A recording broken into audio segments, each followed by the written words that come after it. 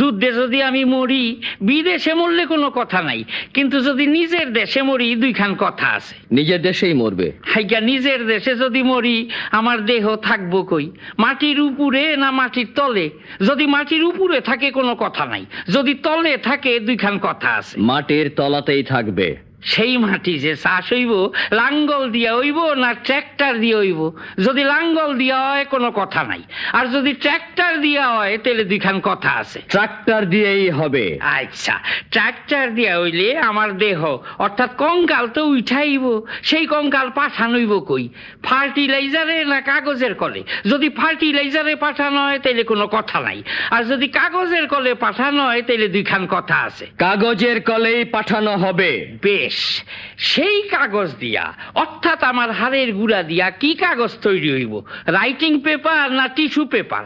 যদি writing paper হয় কোনো কথা নাই,